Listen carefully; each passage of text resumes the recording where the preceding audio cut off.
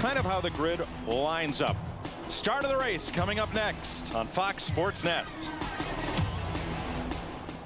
Welcome back to Fox Sports Net coverage of the Grand Prix of Spain. Mike Joy with Derek Bell and Peter Windsor. Last year here, Derek, an aborted start to begin things, and let's have a look at what happened here at the start of last year's Grand Prix of Spain. There's already a gap on the grid. I think it's Gerhard Berger's at the back of the grid already before it starts, because he obviously failed to get there on time. Here they go on their warming up lap. It was a four wide start, 3 abreast, 2 rows deep going into that first corner. And look at Schumacher come down the inside. Absolutely amazing as he streaks down the inside. 2 abreast, 3 abreast as he goes through the corner. Amazing that nobody actually touched going through this first part of the track. A really wild start here. Is it because the straightaway is so long before the first corner? Well, they do. I mean, they do arrive probably about 150 miles an hour by the time they get there. Because remember, these cars do 0 to 60 in 2.6, 0 to 100, and stop again in under 6 seconds. So they do have some acceleration, not quite like your average family saloon. With so many right-hand turns, tires are expected to be a big story today. Yes, well, of course, there's a big problem. Remember, we have the difference between Goodyear and, of course, Bridgestone. Nearly all the Goodyear runners are running the harder compound, except for Johnny Herbert. He's running a softer one for some reason. It is a major problem with the wear on that outside left front tire. They could have 1, 2, or 3 pit stops. I think we really favor 2 pit stops for the pit strategy. And, of course, we'll have to wait and see just how that pans out. But I believe it'll probably be only 2 pit stops. A lot of places to pass here? Well, there is that obviously one coming down past the pits at 190 miles an hour, and then you've got the bit down the little back chute where they're pulling over 180 as they sweep down into L'Archaic. So it's quite a good opportunity. We've already got one of the arrows in the pits. That is not a very good sign at this stage of the game. Pedro Diniz. He will have to start from the back of the grid. Well, he was pretty well back there anyway, but it's still not nice to start there even if you start at all.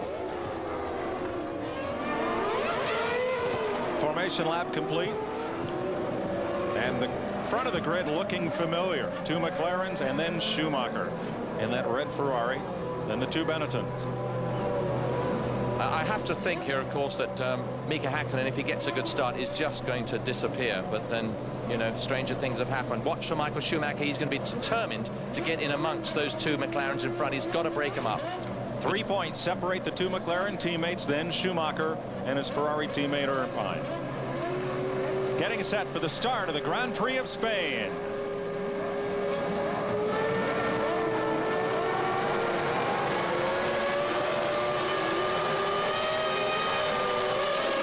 Oh, great start from MIKA HAKKINEN. And here they come, fanning out 4 wide. Schumacher had a dismal start. Even Eddie Irvine's ahead of him. Eddie's going to try and get past that Benetton. Is he going to make it 2 abreast round the corner? Let us see what happens. Who can tell? Eddie's still there. Bold Eddie. He's in front. Michael Schumacher droning around a little bit. Doesn't know where to go. Look at the group at the back. Fisichella trying to fight off Schumacher, and a great start for Barrichello. Up to 7th from 9th. What a run for the Stewart. Well, of course, there was such a schmozzle on the other side with Michael having a bad time. I think the Barrichello made capitalized on it. But what a great start there by Häkkinen, and of course Eddie Irvine. Now this is going to be intriguing because Eddie's in front of that Benetton and Michael's right behind. And there's no doubt that Benetton is going extremely well. Remember, the Benetton is on Bridgestone tires and the Ferraris are on Goodyears. Somebody going very slowly at the back. I wonder why that was, or whether it's the arrows that managed to get on the grid and is going around just to get started, to say he started the race, to collect his start money, as we say. And look at the gap that already the 2 McLarens have opened up, and we've not yet completed a lap. No, Eddie Irvine is obviously holding that lot up to start with, but who knows? You see also what strategies they're running, whether some are running fuller tanks than others for a 1-stop or a 2-stop strategy. The Benetton looking like it's all over the back of Eddie Irvine. One of the Williams there actually in a better position than I expected it to be. I get the impression that there is only one Williams there, but maybe it's a lot further back than I think. The other Williams car. They had a dismal time, as you well know. Häkkinen already got 1.8 seconds on the first lap. That is outstanding. I knew he'd get a good lead, but not quite that much straight away. But the Flying Finn is on a roll, and he wants to see that he's world champion. He knows he can do it. He used to beat Michael Schumacher in kart racing, or should I say in go-kart racing. He beat all these guys. He knows he's the best in the world. He can do it. But, of course, he's got to keep his head and use some of that experience to the full. And, you know, good for Eddie Irvine, who's posted 3rd. gained 3 points, or rather 3 positions from the start. Irvine said this week he lashed out and he says, I don't care what anyone thinks of me except for the people who matter, and that's my teammate, the head of Ferrari, the team's director and technical director. Jacques Villeneuve came off the grid 10th, and he's moved up to 8th place. But no sign of his teammate. Our friends on is even worse about they're having an awful time. They had a slightly changed car for this weekend. I think they expected greater things. Remember, their engine is 30 horsepower down on the Ferraris and, of course, on the McLarens, but then so are the Benettons, because they're running the same Renault Mecachrome engines. Let's just watch the start again. Now watch Schumacher, the red car. He does not get a good start here. He actually got far too much wheel spin, and just look at Eddie Irvine had a dynamic start there from the 3rd row. He's zapping up, and of course across goes the Benetton to try and block him out, but Eddie zips through down the inside, down the middle, because he had more momentum. But look at MIKA HAKKINEN streaking away. And Barrichello, the white car on the outside. Yes, he had a bit of a clear run, a very lovely run round the outside of Alexander Wirtz. Oops! And he gets chopped off. Not such a nice run, perhaps. Here's a shot from the back. Somebody did go off the row. We didn't see that. 2 cars. Yeah, there's Frenzen. We wondered where he went to, and that's where he went to. He went off the track.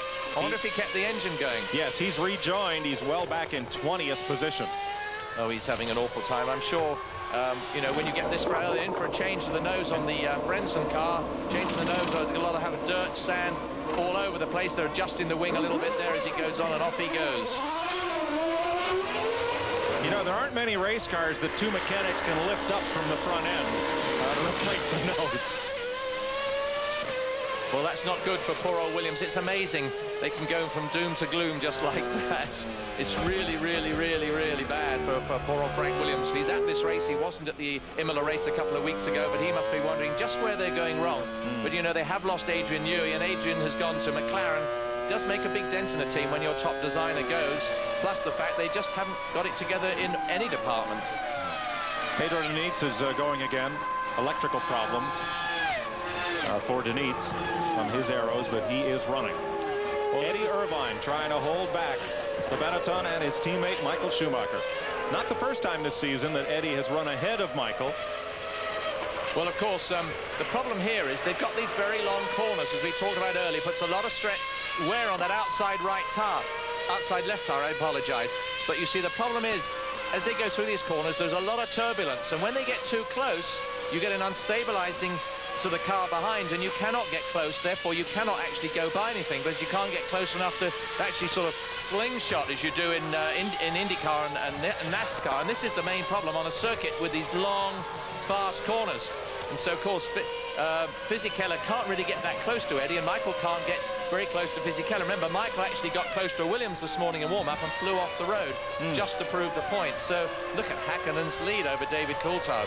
And I don't think David's conserving his position. David Coulthard wants more than anything to win this race, because he knows that if you can start to prove that you're the best man in the team, I don't care what you say, they'll start to load up a little bit more effort into that one car or that one driver.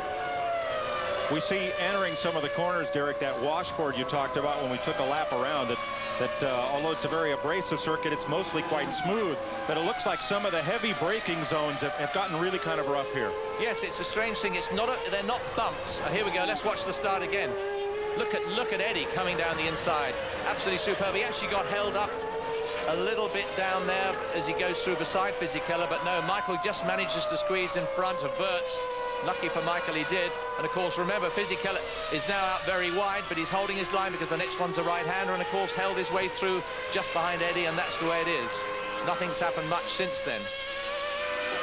But of course they also have to consider, sorry Mike, they have to consider that if they get too close, they lose this grip at the front, which in fact encourages the tire to slip even more and therefore build up the heat. And they've got to think it's a long, hard race. It's a very physical race on the drivers.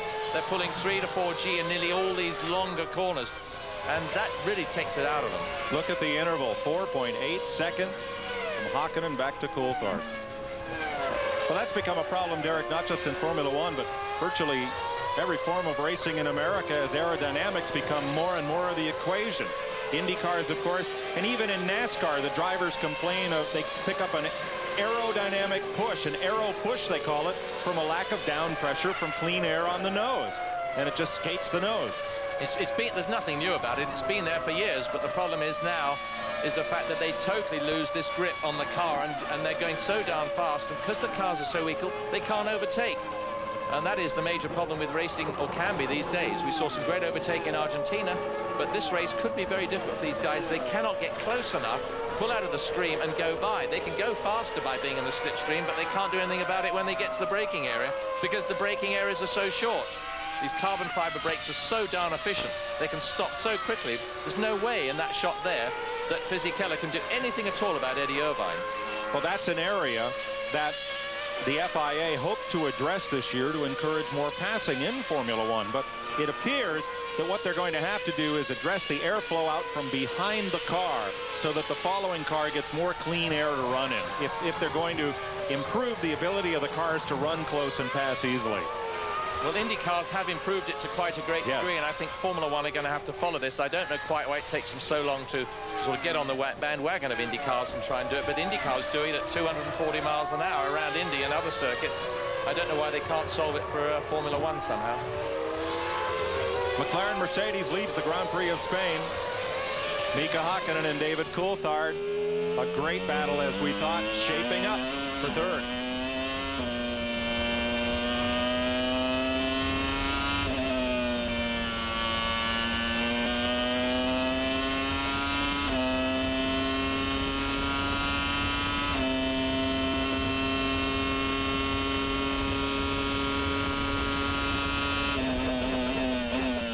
But he's thinking, if only I had another 50 horsepower. Because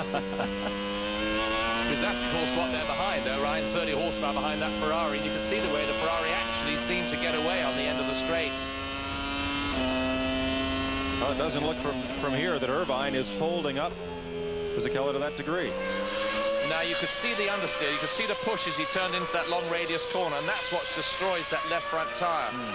Goodyear running this harder compound. They're expected to maybe come in with yet another compound and a wider front tyre. They're talking about making the front tyre nearly as wide as the rear. But as somebody said, he won't be much good at Monaco because we won't be able to get round a hairpin. Eddie Irvine has now opened up 1 second on fourth place Fisichella. Here's your running order. The Grand Prix of Spain continues on Fox Sports Net after this. Every night on Fox Sports Net, it's Fox Sports News Prime Time. All the scores, all the highlights, and all the breaking stories covering your hometown team 7 nights a week. We're there. Fox Sports News Prime Time. We were watching Johnny Herbert there. They're running for 8th place behind Ed Villeneuve. Very, very close indeed. It was said that, in fact, Frenzen was nerfed off by one of the Saubers, but it obviously wasn't Johnny. It would probably be the other car behind him of Alesi, because Alesi was well back, as was Frenzen. Johnny's had some great drives this year, I must admit. I just hope he gets a result here. He's had some dismal results, having had some very stirring drives and great qualifying sessions. I mean, Villeneuve is just not happy with that car. They still have some modifications for Monaco, but they don't really think they're going to work until Canada, because Monaco is such a special sort of track. But poor old Jack rather, is trying desperately hard. I mean, just over all those curves, just like his dad used to be years ago. But, you know, when you've got a dog under you, there's nothing you can do about it, and he's really suffering right now. That's right. You can't ride a dead horse. And who would have believed that the world champion would be foundering at this stage in the season with an uncompetitive car? But look, Barry Keller doing a super job, and he's ahead of Villeneuve and, of course, Johnny Herbert. Don't forget, and this is great for Jackie Stewart's team. The things have really looked up since the last race. It was doom and gloom before that, but there he is. You can see him. There's Barry Keller, followed by Villeneuve, followed by Johnny Herbert, doing a superb. I just love for Stewart Racing for this to hold together. Ford's need it.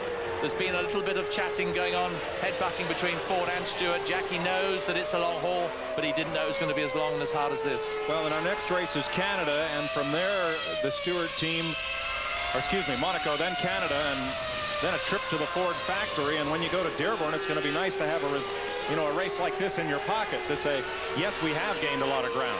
Without a doubt. I mean, you need this result. Remember, of course, Barry Keller did get a wonderful second at Monaco last year, albeit in the wet. Of course, the sad thing about this is Jan Magnussen. He's an outstanding young Danish driver. He's just been demoralized after demoralized for the last 15 months in this team. Obviously, they ended up saying it has to be the driver because Barry Keller keeps doing a better job.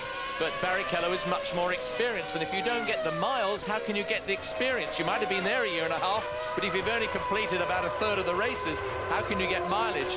And of course, Jan Magnussen, they're talking about him leaving the team and such like, but he doesn't have the latest equipment, even in this race and in qualifying. He didn't have this new P4 Z-Tech Ford engine, so you know the odds are stacked against him, and everybody there looks and says, oh, that guy's going better in the one, but Stewart better than the other, and it's down to the engine as much as anything. But it's so hard in this sport to evaluate a driver when there are so many other factors. Magnussen has only one finish this year. That was 10th in Brazil, and as you say, he's just not getting a lot of track time because the cars keep getting shot out from under him. We've seen Johnny Herbert dicing with Jack Villeneuve quite a bit, but usually it's for 5th and 6th place, but here we are dicing for 8th and 9th place. Poor old John Alesi, Johnny's teammate, is battling it back for something like 16th, 17th place along there with Nakano, and that I think is because, oh, here's a bit of a move going on here. Johnny having a look. No, it isn't Johnny. This is Alesi, I'm sorry, going down past Nakano that I was talking about. He does go, look at Alesi, all sideways under braking. Of course, he gets it locked, loses it, but there's no way that he's going to, oh, he's going to try for the second part, but no, Jean keeps his head of that. He must have got involved there at the beginning with Frenzen, hence the fact he dropped right back behind Nakano. Actually, he's had an awful day, Derek. Alesi was only 19th quickest in the morning warm-up, so it just has not been his day. Well, he had an off on Friday, and he really damaged the car badly, and of course that I think set him back a long way, and those sort of things, they do perturb you when you're one of the elder statesmen. When you're younger, you've seen about put it under your belt. Fisichella's had a major wrap up at Imola. He had neck problems. He missed some of the testing here at Barcelona the other day, but now you know, he had another crash here too, testing, and wrapped the wall at 180 miles an hour, but he's back there bouncing and he's having a go at the front. Right. Jean Todt and Ross Brawn watching the computer monitors. There was talk of Jean Todt leaving Ferrari, maybe not having his contract renewed, but I believe he's right on the point of renewing his contract for the future, which I think would make a lot of difference to Michael Schumacher's decision as to where he goes for next year. But as somebody said, who needs Michael Schumacher at McLaren? It's boring enough as it is with Schumacher getting out there and maybe being a 2 or 3 tenths quicker than Häkkinen is not going to be much for the spectators. It might be more satisfying for Michael to be up there winning races, but he said he's going to win races in a Ferrari, and the guy, I believe, will stay with Ferrari, certainly at this time. I think he will, but right now he's some 19 seconds back of Coulthard. You know, last race at San Marino in the closing stages, he was closing in on David in the closing laps. And David said it was because he was easing the car. Schumacher, of course, was running flat out, but boy, what a different day. Yeah. Seeing Johnny here doing such a good job, you mustn't forget, of course, that he's on a softer Goodyear tyres. Let's ride with MIKA HAKKINEN.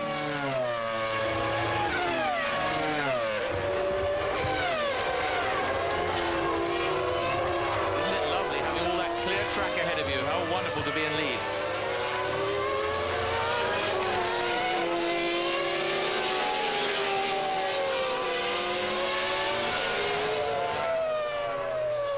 Second lead Mika's stretched out. Absolutely phenomenal to pull that very nearly 3/4 of a second a lap. He's lapping a second a lap quicker than Michael Schumacher. Of course, may well be being held up a little bit by Fisichella, but you can't guarantee that. The thing is, as we say, it's easy to stay with somebody, but overtaking them is another problem. McLaren Mercedes leads the Spanish Grand Prix. MIKA HAKKINEN, the pole sitter. David Coulthard, second fast qualifier. But the battle is here for third on back. Eddie Irvine for Ferrari, Giancarlo Fisichella for Benetton, Michael Schumacher, Alexander Wirtz. As we said right from the top of the show, this third place battle looks like it's going to be a good one all day. You just never know exactly, of course, whether Häkkinen's running a light. So it's McLaren, Ferrari, Benetton. Fox Sports Net coverage of the Grand Prix of Spain will continue after this. Let's catch up on some of our pre-race stories. Jan Magnussen, 13th for Stewart, well up in the field. The Arrows team has Mika Salo in 14th, but Pedro Diniz had that electrical problem earlier. He's last, 21st. Ralf Schumacher, whom Peter Windsor profiled early in the day, running in 16th. Heinz-Harald Frenzen's Williams back in 20th after that pit stop to replace the nose. And there is Ralf Schumacher back in something like 16th place, dicing with Takagi. Now one wonders what sort of problems he's got back there. I mean, that is terrible. You can see he's using a lot of the road. I mean, what an awful situation for Jordans, who was sort of basically running so well all weekend. had a very, very bad start. He really got caught out, boxed out on the start as we saw them come down that long straightaway, 3 and even 4 abreast at one point. Well, he went back to the factory to practice starts. Did 15 starts apiece last week, but you can see he's really all over the back of Takagi. But of course, Takagi, he probably never had such elevated company behind him. He's got a Lacey, and of course, he's got Ralf Schumacher, and probably doesn't quite know what to do about it. But as I say, this track is not easy to overtake. But it makes you wonder about the power of the Mugen Honda engine if they can't get by that. The Tyrrell there. Yeah, Tyrrell. Well, we could always send him to Frank Hawley's drag racing school or Eddie Hill's. I mean, if you need start practice. No, maybe not. They probably haven't heard of Eddie Hill. No. Well, they should have. As Damon Hill back in 10th, he also had a very slow warm-up this morning. Salo in 14th, Takagi, Ralf Schumacher, Alesi back in 17th. Then Nakano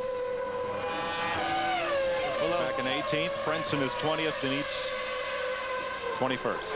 And Tuero 19th. I thought we'd have a better day from Tuero. He was very optimistic and has had a lot of laps here, more so than any of these other F1 circuits. Nobody actually quite ready for a pit stop yet, but we have to think about it. Those that are doing a 2-stop strategy race will be preparing themselves in a few laps. At 21 laps, they should be coming for a 2-lap. Here goes Ralf slip. Oh, he's not, but he's right there trying to have a go, but there's no way he seems to be able to make that move. But they're going to, if their 2-stop strategy guys will be in very short, well, not very shortly, but in the next few laps. Oh, you can see here, Schumacher is really clearly balked. He had enough time to move all the way down to the inside, entering the corner before the line got taken away. The thing is, what he has to do is he's got to get enough speed out of the corner now to help him on the straightaway as he goes down the straight. Because that's where he needs to be able to get by, is on momentum. Like coming down here is where he should be right close, but you see, he can't get close to the previous corner because of the turbulence behind the car. And therefore, he can't get close enough under braking. Alesi is much closer to Ralf than Ralf is to Kaji. So, oh, look at Alesi's car. You saw Alesi's car slide out on exit of the corner. Alesi's had some good results this season, but he certainly doesn't look like he's going to get them that brilliantly now.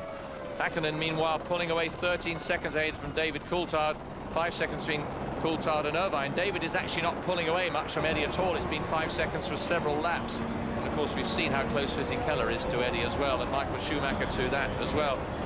Michael Schumacher really not doing much about the program at all. So they'll be stopping in about 5 laps. Those that are on 21-lap strategy, 2-stop strategy. Look at the way that car streaks up under braking. But of course, just because you come up under braking doesn't automatically mean that you're going to go quicker through the corner. Sometimes you can overdo it. And here we have that's the turn called Camp, so that's where they had that blind brows. They sweep over the top. And a bit further back, Damon Hill.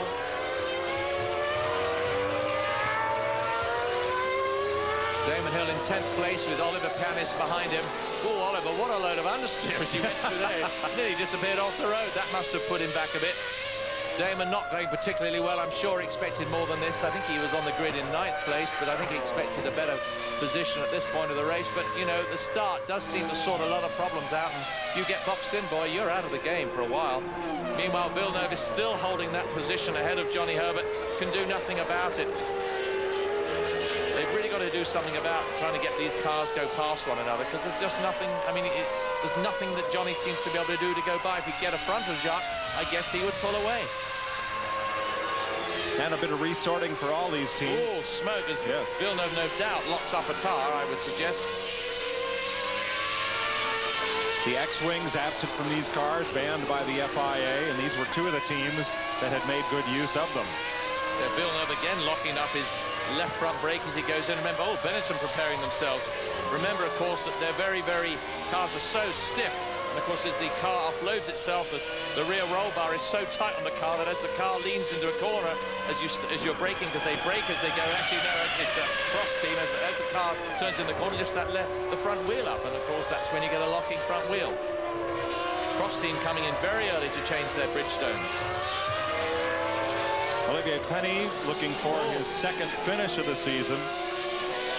Not since Australia has he been running at the finish where he was 9th. And Jarno Trulli 11th at Argentina, his only finish. Last year, of course, they had lots of blistered tyres in this race, but it's difficult to blister tyres with grooves in. But it doesn't mean to say they won't wear very, very extreme. And I remember seeing some in qualifying and in practice yesterday. The tyres actually were like flaking, like shaving across. Pani coming in for a very early stop. Well, what's that left front look like? Did not appear to be blistered at all. No, they wouldn't. I doubt they can't get blistering on that sort of tire, in my opinion, Mike. But of course, he was behind Damon Hill and wasn't making much impression on him. He may well have flatted a tire, of course, in trying to outbrake Damon or something, and therefore opted to come in now and change tires and get fuel and get a clear road in front of him. Now he's probably going to hold some other people up because he's going to get really in the thick of some of the quicker cars. And there was still tread depth showing, so the tire was not worn out. McLaren Mercedes heads the field in the Grand Prix of Spain. MIKA HAKKINEN has led from the pole. Teammate David Coulthard runs second. You're watching Formula One racing on Fox Sports Net. 20 laps complete here in Spain. We'll be going to Monaco for the Grand Prix Sunday, May 24th. Michael Schumacher looks to repeat at Monte Carlo and help Ferrari close the gap on McLaren Mercedes. May 24th, the Grand Prix of Monaco on Fox Sports Net. Check your local listings for the race time in your area. While we were away, Ralf Schumacher made a pit stop at lap 20. 9.2 second stop for the second of the Jordans.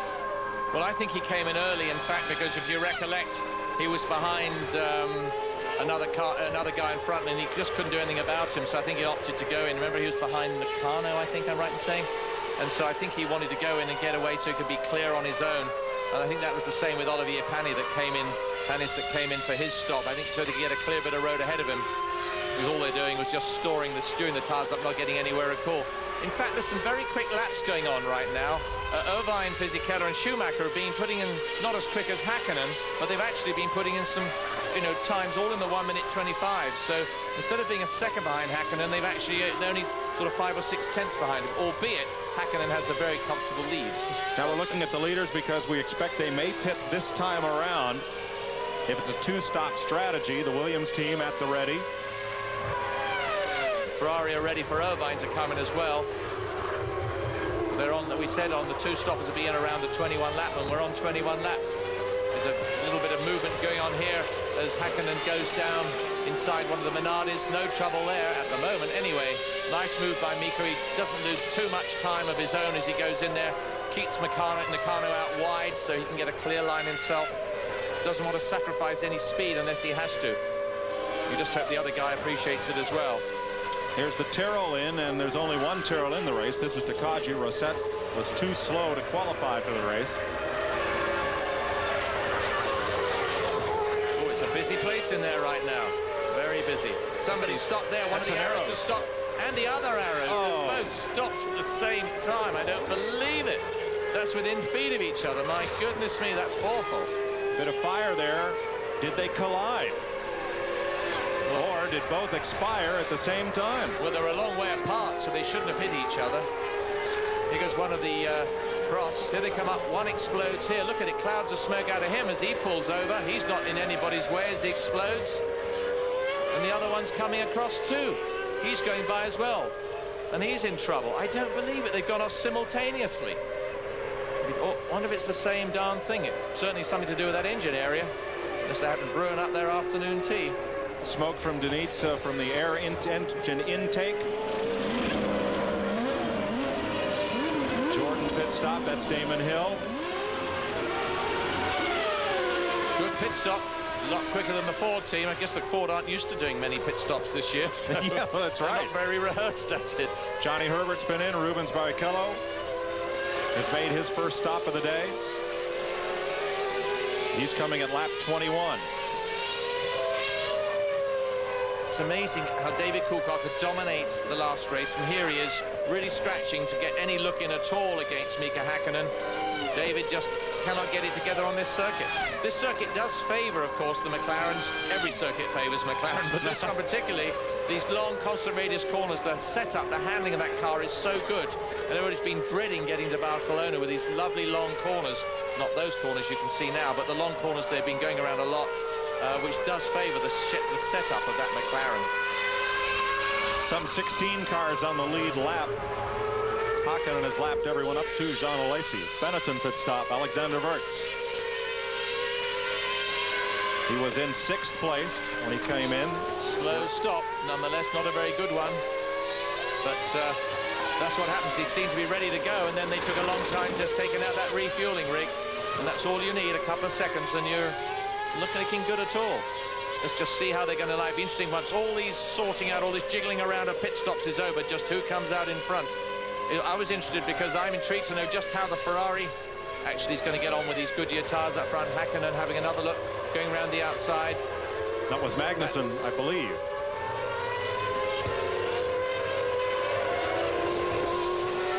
It's so nice to see that Stewart finish this race on a nice strong footing. David Coulthard still 5 or 6 tenths slower than MIKA HAKKINEN. You've really got to keep it in there to make an impression on MIKA HAKKINEN. Nobody's doing it much, and MIKA had the most amazing record over his years, always convinced that he'd be a world champion. Look at the front wings there on Coulthard. The best spotting feature between Coulthard and Häkkinen is the ident on the front wing. It's orange on Coulthard's car, it's black on Häkkinen. A fellow named David Wright from Adelaide, Australia, put up a page on the internet with all the spotting features between teammates, and some of them are very difficult to spot. This one's not. Drivers' helmets, of course, remain the best identification, one to another.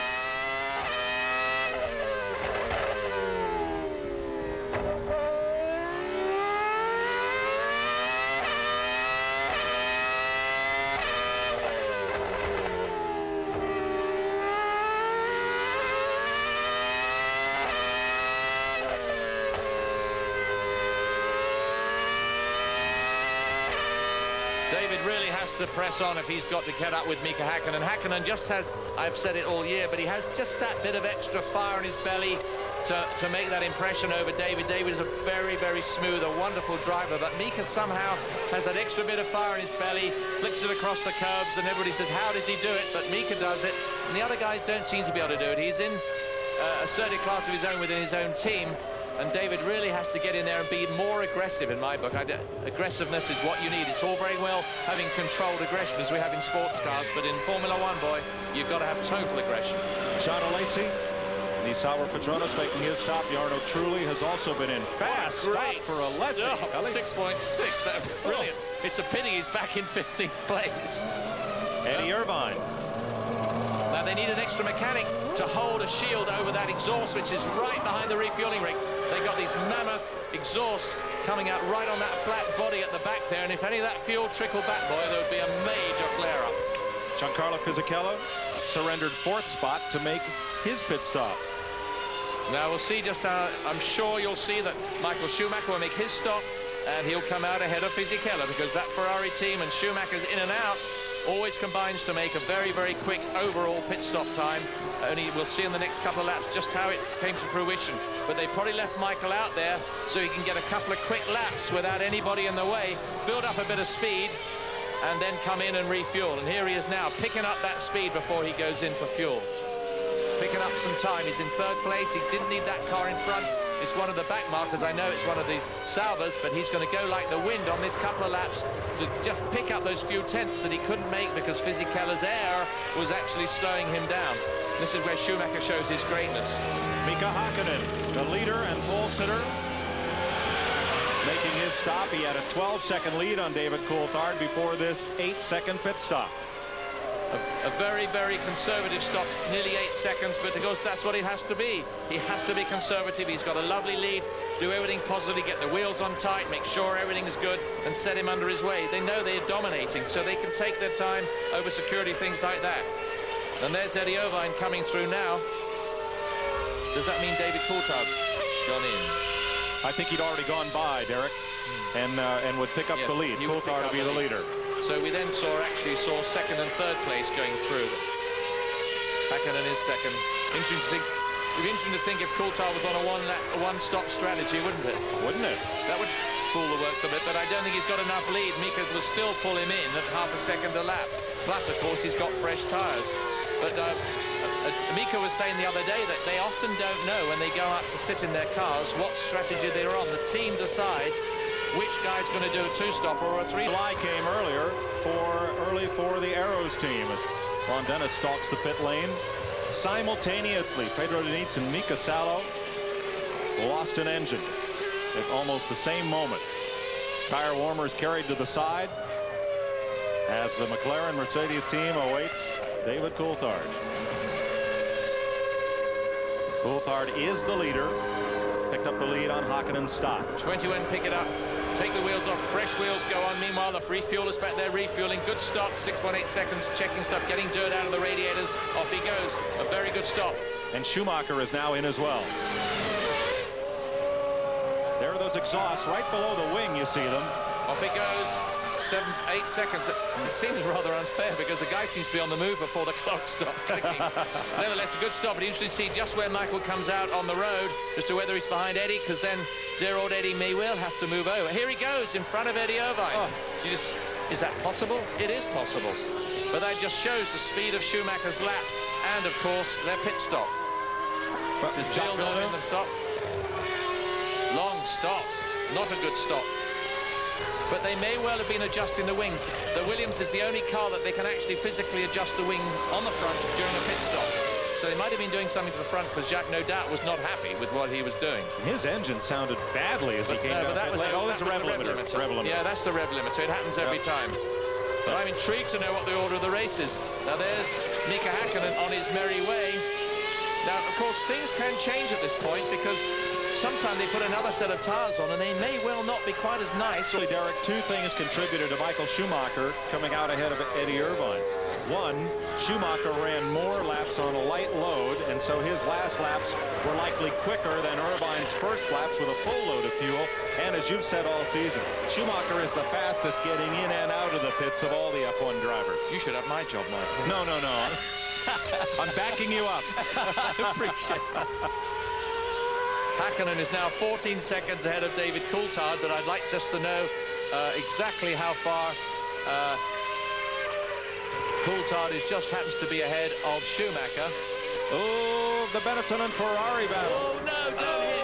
Oh, and they collide. That was oh dear. Somebody's kept their engine going. That was again Michael really not behaving very well. I thought Michael cannot do that sort of thing and expect to get away with it. Is he still off the road or did he get going? There'll be no points from him if he didn't get going. There he is. You don't win a world championship. There's Irvine. It wasn't. I thought Michael was in front. That was silly of Eddie. It was a desperate move down the inside, and he is out of it. Oh dear, Eddie, you shouldn't have done that. You were running so well. That's really frustrating and remarkably immature. Let's talk a little, Derek, about these gravel traps. Some people criticize the traps for arresting the motion of the car, preventing the driver from getting back in the race. But when they slow the car to a gradual stop, they're doing the primary job they're intended for, to keep that car from the eventual wall. Absolutely, and that's why you saw Schumacher in one of the races. Stupid. Fisichella is not happy. It was stupid. It was a very silly move, Eddie. It was stupid. Right down the inside, you can't get away. I mean, he's going to get belted. Well, can you imagine the press tomorrow? Fisichella's Italian, and Eddie's driving for an Italian team. There's going to be a lot of bad feeling about that one. Here we go. Let's just watch it again. Actually, no, this is earlier. This is not it. This is Michael leaving the pits. I believe I'm right in saying. And Eddie, you see, and look what happens there. Oh, and that's a previous pass. Fisichella gets by Eddie on that corner. No, he doesn't, but that was a previous line. Now here we go. Here we're having a look again. Now Eddie is in front of Fisichella. Fisichella pulls out, goes down past him. This is something we didn't see just now. And as they come in the corner, it looks like Eddie actually is, but oh, Fizzy had a wheel on him, clearly. But he was slightly in front. He went round the outside. Difficult to say, but I still think it was Eddie Irvine's fault. I saw Irvine on the straightaway moving over toward Fisichella, but I'd like to see the helicopter shot to see if Fizzy crowded him to the inside or if Eddie just moved up high. That was stupid. You know, that was a very silly move by Eddie. I'm sorry I said it was Michael's fault, but I saw a Ferrari and I thought it was him going by. But Michael now, of course, is very happily on his own, not worrying about either of those two, which is a pity. We needed a bit of a race back there, and we haven't got it anymore. Yeah, unless Michael can do something about Coulthard in front. Now, it was a great battle between Fisichella, Irvine, and Schumacher, all knotted up there. But Fisichella and Irvine are out of the race. Häkkinen leads Coulthard, Schumacher, and Wirtz. You're watching Fox Sports Net. Ferrari streaks away. Look at this Barrichello in the Ford in 5th place. It'd be so wonderful for Stewart Racing if Barrichello could get in there. He's head of Villeneuve, but of course Villeneuve, we're putting some pressure on him, as you can see there. He's right behind. This could be the dice of this part of the races. Jacques Villeneuve all over the back of Rubens Barrichello. Remember, Barrichello's on Bridgestone, and of course the Williams is on. Looks like a puff of smoke out of the back of that Williams there. That's my eyes deceiving me. Derek, I'm surprised. The press, roundly the press is saying Jacques Villeneuve isn't trying. Jacques Villeneuve doesn't care. Who are the observers to say that? Well, the problem is that they're always trying to make news out of nothing. Yes. And of course they like to say it because Jacques, I mean, when you're having a bad time, there's no point looking too serious about it. You make a bit of a laugh about it because you are so upset about the whole thing that it's like light relief to say, yeah, sure, I'm having a great time. And that's why he has this sort of humorous air about him. He's not in the least bit funny. He's finding it so sick that he's laughing about it. Don't worry, when you're a competitor like Jacques' been behind before. Sure, he's been one of the best drivers. When they mount the two together, they nearly did it on their own just now. Right, that's Fisichella's Benetton and Eddie Irvine's Ferrari. Nothing wrong with them, of course, apart from the fact they've got dirt in the engines and they've stalled. But Villeneuve's really going to give Barrichello a hard time. Be interesting to see just what this Williams can do about this new P4 spec Zetec Ford engine. Engine going extremely well at the moment. Barrichello, of course, has the chance now to show just what he's made of. He hasn't been up this far up front since his 2nd place at Monaco last year, albeit, as we said before, in the rain. Prost, this is Pani again in for a change, I guess. It's truly, I'm so sorry. Ooh, long stop. Yeah. Off he goes. Painfully long. Who made a mess of that one? Somewhere at the back, somebody wasn't getting right. It didn't seem like he wasn't getting into gear because there was no clunking going on. And usually you can hear clunk, clunk, clunk. He comes out somewhere where he didn't want to be. Michael Schumacher's now behind him. Michael won't be too happy with that, but there's always going to be somebody in front. That extra 3 seconds, about 300 yards on the racetrack. Jacques Villeneuve, tracking by Kello. Villeneuve in 6th place. Fox Sports Net coverage of Formula One continues after this. You're watching Fox Sports Net coverage of the Grand Prix of Spain. 30 laps remain. 5th place battle here. That's Jacques Villeneuve, defending world champion, chasing Rubens Barrichello, who's having by far his best run of the season. Every night on Fox Sports Net, it's Fox Sports News Prime Time with all the scores, the highlights, the breaking stories. Your hometown team, 7 nights a week. We're there. Fox Sports News Prime Time. You have to say, Mike, Johnny Herbert's having yet another superb run there in the Sauber behind Jacques Villeneuve. Pity he couldn't have had a better stop than he did and got ahead of Jacques. Meanwhile, Barrichello isn't actually giving any time at all to Jacques Villeneuve. Jacques is not really making that much up on Barrichello. Remember, Jacques is having a lurid time. They've done some work to the car's suspension. They expect more to come in for Monaco, but of course Monaco is not necessarily the place that you're going to make new suspension work because it's such a specialist, tight little circuit, and all you're going to do is try and keep it between the guardrail. Look at his fuel flapping there on Villeneuve's car, which they had problem at the last race after a fuel stop. Now that means they might have to bring him in early because it's not legal to have that thing flapping in the breeze. I can't for the life of me see why it is illegal. It's, they're probably going to bring him in. What's the point of those flaps? Well, I don't know. They only just put them on for this season, and for the life of me, I can't understand. I guess in a way, it means that if there's an incident that the fuel cap isn't, of a fuel filler isn't totally exposed, plus it possibly stops a certain amount of dirt getting in there and lying in the rim of the refueling rig, so when the fuel goes in, it takes it in with it. But I'll buy that if they make it work on aircraft, I know they have covers on aircraft as well, but there's obviously that reason for it. Johnny Herbert up for 7th, and he has closed right in on Jacques Villeneuve. But it seems that Johnny has a broken exhaust, which of course could mean he's going to start losing some power if it doesn't mean that something's going to fall off. good view of that fuel filler cap. I'm sure Jack isn't aware for it, and to actually get called in to do something about it would be pretty horrible. You'd race the race of your year, really, and you get called in because the fuel cap's loose. Can't get over the way this Ford goes. This is the first time they've actually had the car really running well with this new engine. Remember Jan Magnussen, whose future with Stewart is really under the axe, or certainly under close scrutiny. He's back in 10th and 11th place dicing with Ralf Schumacher, but Magnussen has not got such a good engine, of course, as Barry Keller. Barry Keller's got this new engine. They haven't been able to rev it as high as they used to. They rev these things 16,000, 17,000 revs, but they haven't been able to rev it as high recently, and because of the top-end reliability. So the guys have only been revving it sort of not at full revs during the race. Now they're able to do it. They found out the reasons for it back there at Ford, and they're making it work. But as Jackie Stewart said the other day, this isn't quite as easy as I thought it was going to be.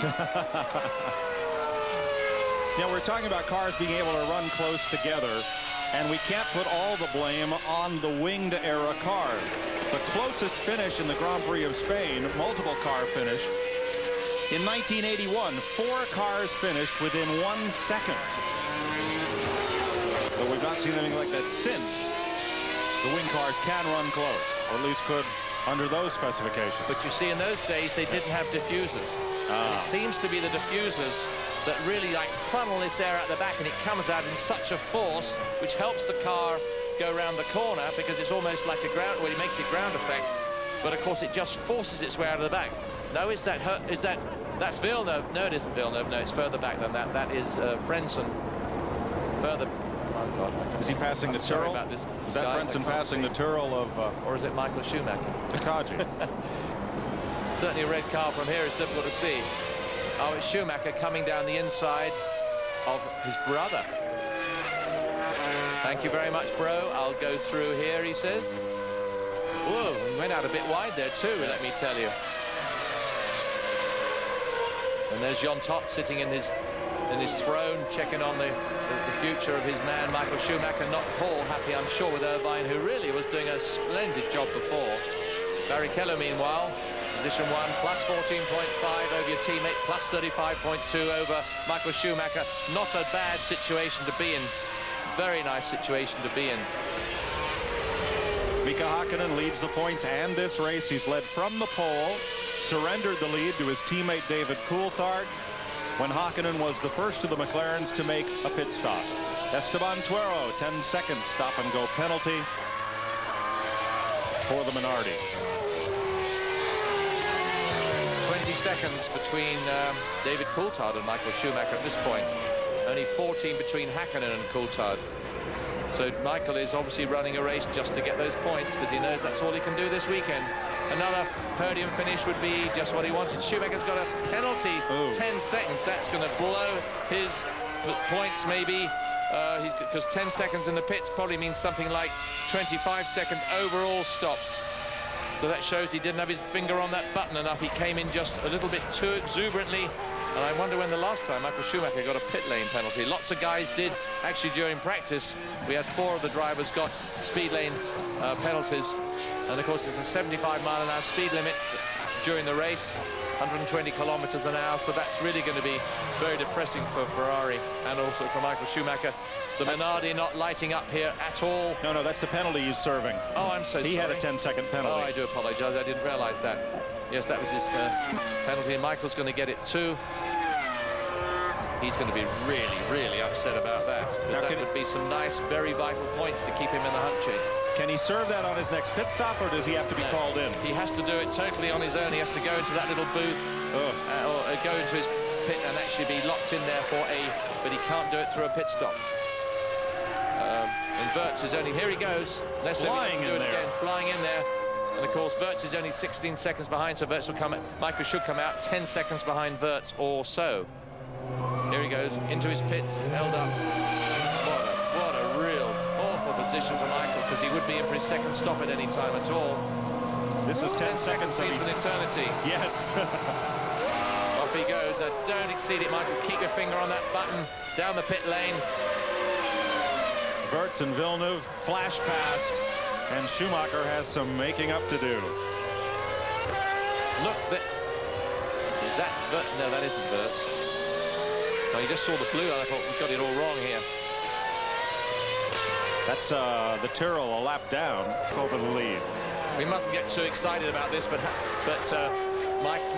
David Coulthard is actually inching up at a couple of tenths a lap on Mika, but he has a nice cushion there. He's obviously conserving his tyres rather like David did against Schumacher at Imola. And you just go around, don't go too fast, conserve your tyres, so when the time comes you can put some extra pressure into it. See, the way Mika's going at the moment, he could probably run the rest of the race on that set of tyres because he's not putting that much pressure through them. He's not racing anybody particularly. David is some way behind, 14 seconds, and there is no great rush on. Michael Schumacher said at the top of our show that he thought a lot of McLaren's advantage was their Bridgestone tires. Schumacher's Ferrari is on Goodyear, but he said it's not just that, also it's the car. We have some making up to do. We're a little down to the McLaren's on power, and we need some improvements in the chassis. Here's Villeneuve. Oh, excuse me. Here's Frentzen on pit road. Second stop of the day.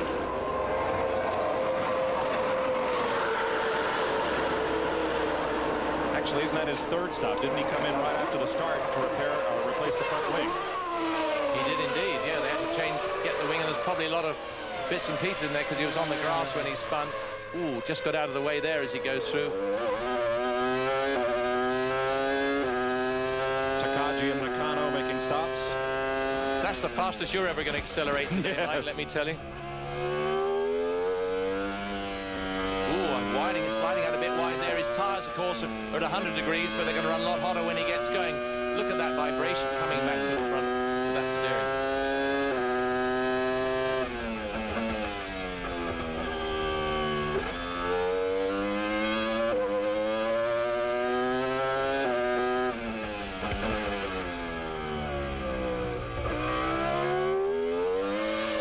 Very bumpy in those braking zones. We'll take a pit stop on our Fox Sports Net coverage of the Spanish Grand Prix. Mika Hakkinen leading teammate David Coulthard and Alexander Wurz. So far this season, Mika Hakkinen 2 wins. Michael Schumacher 1, David Coulthard 1. As we come to Spain, Hakkinen looking to make it 3 of 5. Damon Hill has been off course in the Jordan, took a slide through the gravel trap, but kept his car under control and rejoined the race. So we've seen both reasons as to why the gravel trap works. One is to stop them hitting the fences, the other one to let somebody slow down and get back on the road again. Wurz here in third place, as we saw him go by Schumacher while Schumacher was in the pits. Let's show you what happened to Damon Hill. Top of your screen, the right-hand side. There he goes. Yes, he got lost out on that long right-hander, and he gets out there, keeps his foot in it, because it's very dry, fortunately. He didn't sink in and sort of lump it one straight in sideways. Still going around the outside. Actually not doing a bad lap out there. He's probably got a good time. I'm told, Derek, the most important thing when you're in the gravel is not to spin your wheels. Kind of like driving in snow. You start spinning your wheels, you sink right in. The problem is these cars only have 2 inches of ground clearance. And remember, there's that little wedge underneath the seat of that car underneath to make sure they don't wear it away. And of course that means that there ain't too much room between him and the gravel, so it'd soon wedge up underneath there. Barrichello in for one of the stops, lying in a very good position, 5th. And the leader, Mika Hakkinen, is in as well, and one of the Saubers. That's Johnny Herbert, the blue car, just behind Barrichello. That's a long stop for Barrichello. They seem to have long stops forward, Stuart. They've got to do something about this, because that will... Oh, what's this? Oh, he's not stalled left front, trouble on the left front. And that was a long stop too. But he had plenty of time in hand. But that might be just what DC, David Coulthard, wants. It's given a bit of an incentive to perhaps wind in Häkkinen a bit. You see, this is where you can't afford to be too careful. Going along, being a bit conservative, and suddenly you lose 3 seconds in a pit stop. And Mika Hakkinen comes out right behind traffic. There's 2 cars ahead.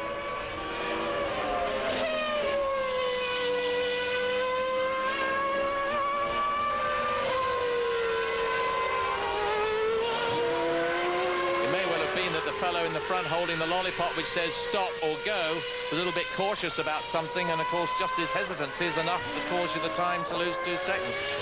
Well, they had the time to lose. I guess it's better to be safe than sorry later. Well, that's right. I mean, Coulthard is yet to go in for his stop. I just hope they don't make him have a long stop just to sort of balance it out in the teamwork that they do have at McLaren.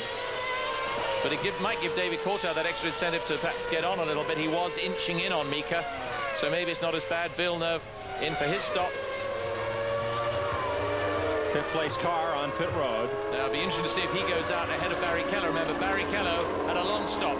Villeneuve's had a second quicker stop. That's still not a very good stop. But let's see if he there's Barrichello coming out of the turn up there. See him coming out of the last turn, turn 11. And meanwhile, in front of is David Coulthard coming in. Let's watch, see if Villeneuve gets out in front. But we're not going to. We're going to watch Coulthard. Second place car, the winner at Imola 2 weeks ago. I'd love to have seen whether Villeneuve got out in front of Barrichello. Yes. We'll know in just a second or two. Actually, Coulthard was the leader when he pitted. He picked up the lead from Häkkinen, and now Häkkinen should once again be back in the lead. Oh, without a doubt. There's no doubt in that at all. But it'll be interesting to see where the position changed in 5th and 6th place. Now, I mean, you talked to Jacques Villeneuve after this race, or as they talked to him after Imola, and he said he was absolutely on the limit the whole way.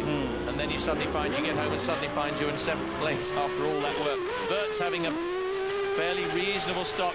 Michael Schumacher, of course, would take 3rd place at this point, but of course Schumacher has yet to stop again too. And Villeneuve is ahead of Barrichello. So he did come out ahead of Rubens with a long pit stop for the Stewart. Put Villeneuve up a spot.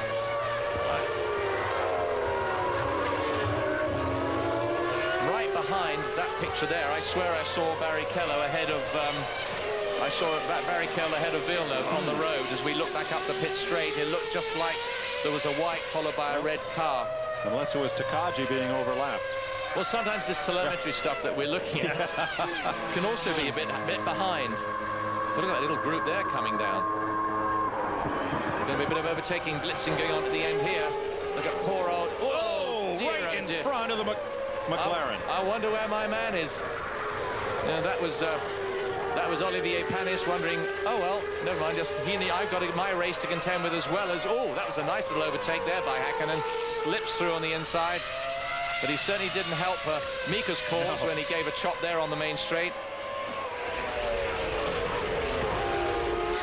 In the McLaren pits. They all look very nervous. Is that Damon? No, that's Ralph out of the car, isn't it? No, it's Hill out. Oh dear, another problem for Jordan.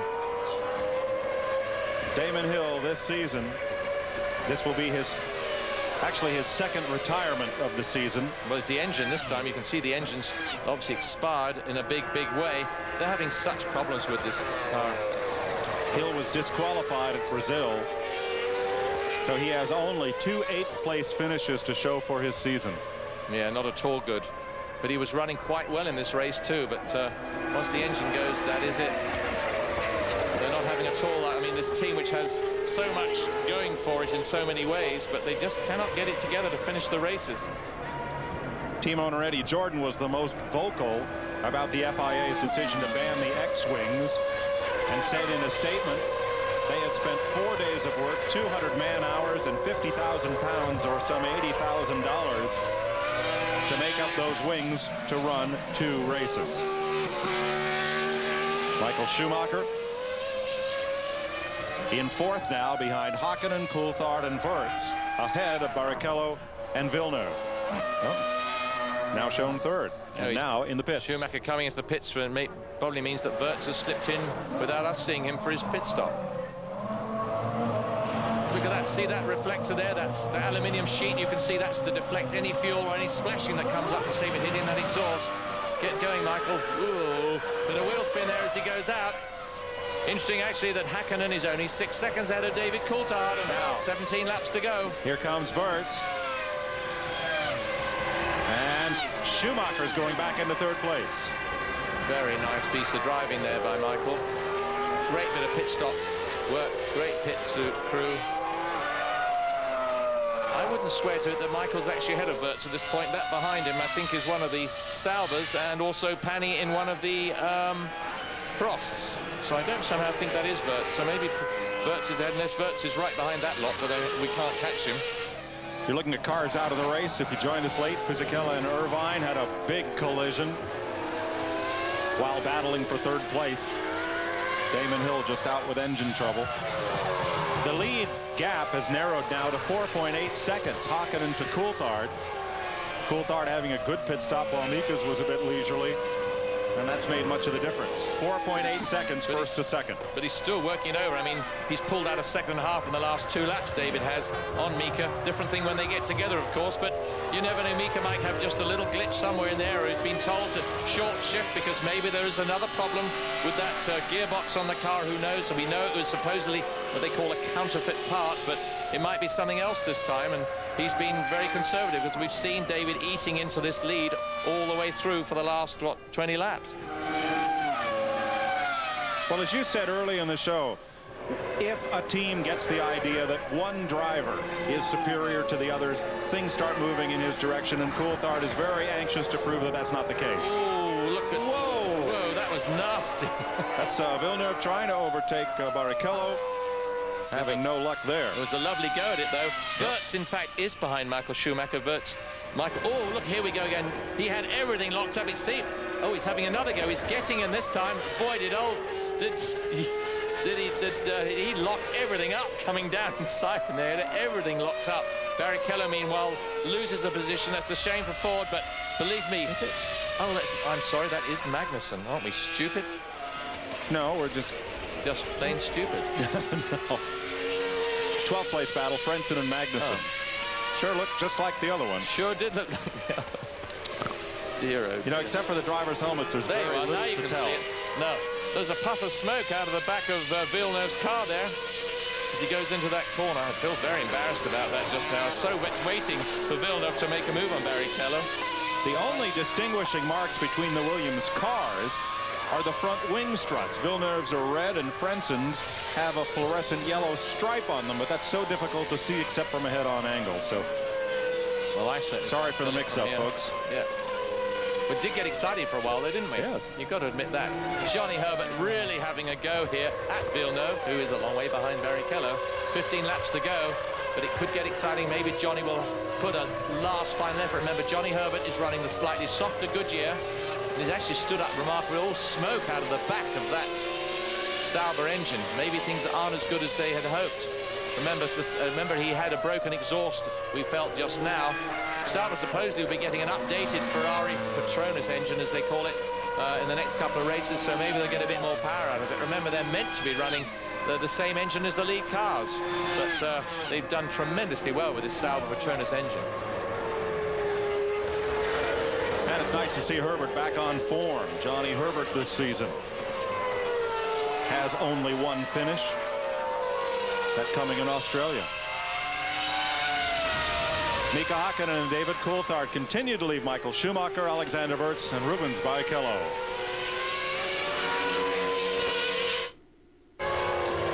Next up on Fox Sports Net, Formula One coverage. The Grand Prix of Monaco is in 2 weeks, May 24th.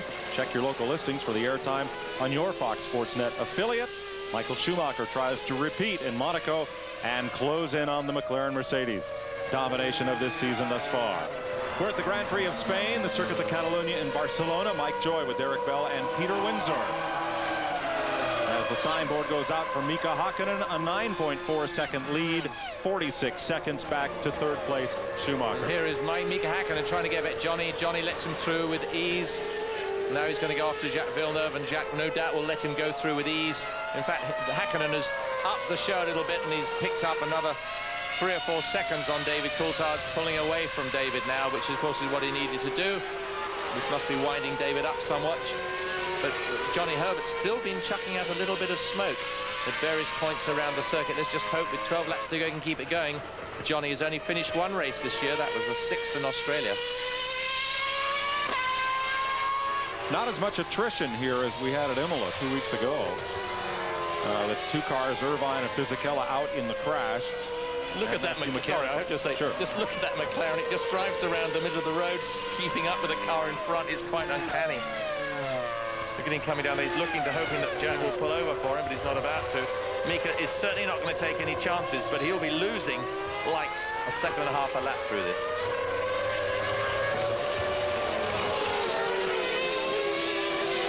see, also, if he gets too close to Jacques in front, he has this problem. He is 1 minute 25 ahead after all, which is going to be 1 minute 26, a good lap time in a minute. But of course, he has the problem. If he gets too close, he will upset the balance of his car and, of course, wire a lot off those front tires. He's going to pull out, going to have a look at Jacques, but Jacques is having none of it at this point. It'd be a pretty good position for, he's almost saying, go by me, Mika, go by me. Almost, yes. So he does. Yep. He goes by. But remember, Mika would be hurting his left front tire if he didn't get by soon, and he's been trying to balance it out nicely. He hasn't really been behind too much. Well, isn't it difficult to be in Villeneuve's position, because if he leaves Häkkinen too much room and too much time, does he risk losing that spot to Herbert? Well, he did just about that. Herbert again had a puff of smoke. Maybe that was his tires locking up, but early on I did think it was the motor. But look at Johnny. Now Johnny's going to go around the outside. No, Jacques blocked the inside. Johnny again locks it up, nearly flies off. Looks like he's blocking up from the rear tires there. But remember, he is on these softer tires, and he could easily get flat spots if he doesn't watch out. He doesn't need to do that if he's going to capitalize on this. But look how Johnny isn't using all the road at all behind Jacques. Jacques having the most monumental drive to keep ahead of Herbert. And it would be great for Johnny to get by him, but I'd just love to see Jacques get a good result to boost his morale somewhat. He's still got his fuel cap flapping open. They didn't put any racer tape on it last time to cover it up, and nobody seems to be particularly bothered. See, Johnny just takes that tight, nice, neat line, but as he comes out, he actually loses at the front end of the car, and the turbulence behind means that he cannot get that close. And there's such, obviously, similarity between the engine power. They're both down on power on the lead cars, that they're both actually doing the same thing. Same power coming out, same power going down through the corner. Ralf Schumacher struggling today in 11th. Peter Windsor dialed us in with him at the top of the day. Johnny Herbert going to have a good result for Sauber here. His teammate Jean Alesi battling truly for 9th place. Well, he's come up a long way because he was lying like 17th at one stage. But as I say, look at these long radius corners. They're pulling something like 4G round there. Tremendous loading on the neck. It's very physical for these drivers, and obviously puts a lot of pressure on them to keep their head up. Nothing worse. Once your old head flops over, you have lost it.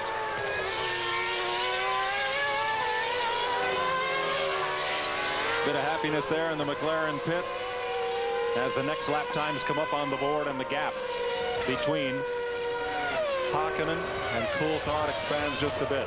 I would quite easily say that that is Mika Häkkinen's fiancée. He wears a wedding ring, but then the Swedish people often, or Finnish, Scandinavian people often do wear rings on their fingers to it look like a wedding ring, but in fact is just a sort of a commitment ring.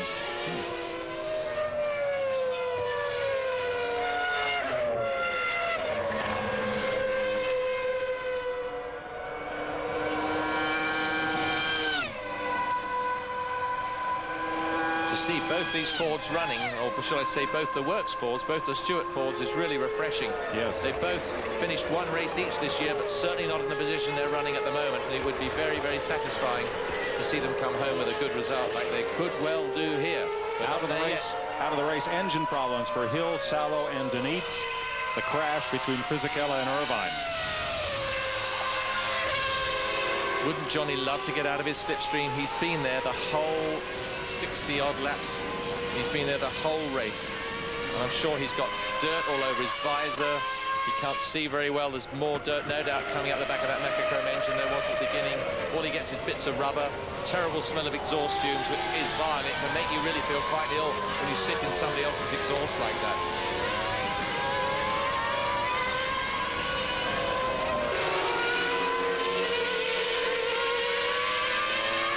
Sportsnet coverage of the Grand Prix of Spain. Mike Joy with Derek Bell and Peter Windsor.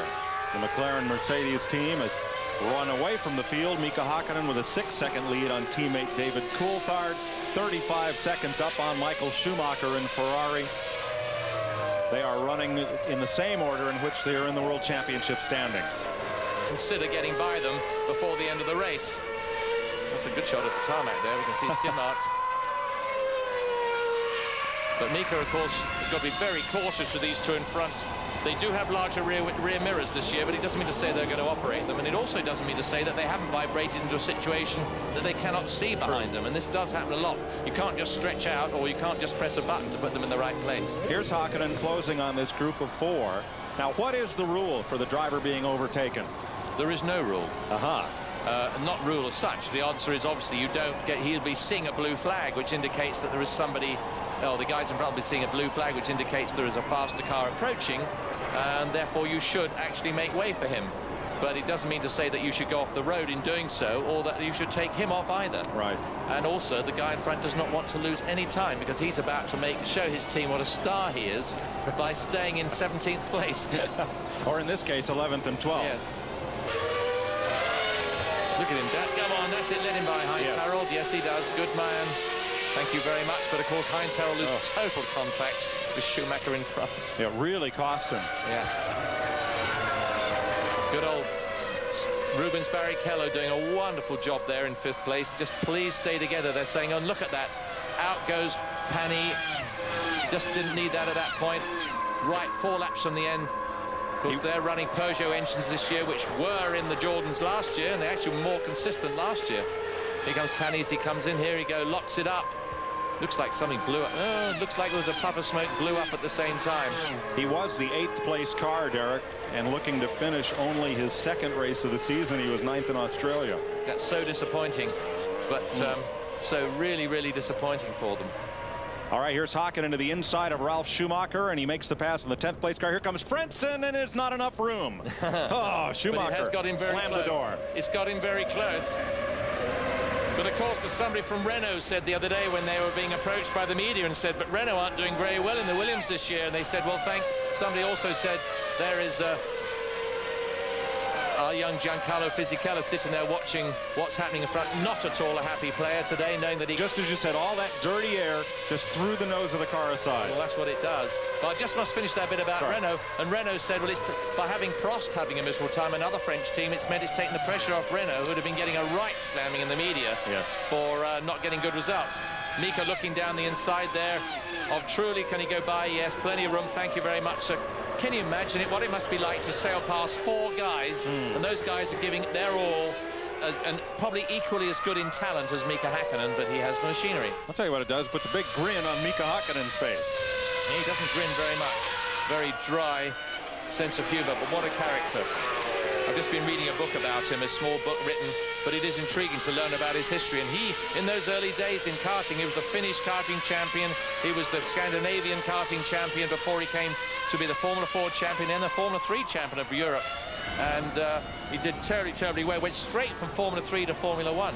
But in that time, he used to compete in karting against the likes of Michael Schumacher, even Heinz-Harald Frentzen he raced against as well in Vauxhall Lotus on the way up. So all these guys progressed en group to be great. But Mika did have that extra special flair about him, and he used to beat Michael Schumacher. So that's why he's so confident that he knows that he can beat Schumacher. I don't know that I'm as confident as he is, but certainly he is certainly a great talent. Interested observer, NASCAR driver Johnny Benson, the Roush Ford driver, is here as a guest, I believe, of the Stewart team. He came over with the Grand Prix Tours group, and Benson just astonished at the technology in Formula 1 and having a great time during the off weekend for Winston Cup. Mika Häkkinen, he must be just taking it so smoothly, keep it clean, just get to that finish line. A wonderful victory for him, elevate him into a nice lead in the World Championship, but my goodness me, right behind him. Isn't that incredible to see Barrichello there doing so well? Vert's doing another splendid performance, and of course Michael Schumacher doing all that he can with the Ferrari. Even if he hadn't had his pit stop, it wouldn't for the penalty, it wouldn't have done him any good. He'd have still been in 3rd place. You know, wonderful teamwork from Ferrari to get in there. And Schumacher's batting 1,000 in Spain. Every time he has run the Spanish Grand Prix, he has finished in the points. Yeah. There aren't many races that Schumacher's raced and hasn't finished in the points. Checkered flag. Mika Häkkinen scores McLaren's 111th Formula 1 victory. And it's the 4th for Mika Häkkinen, 3rd of the season. David Coulthard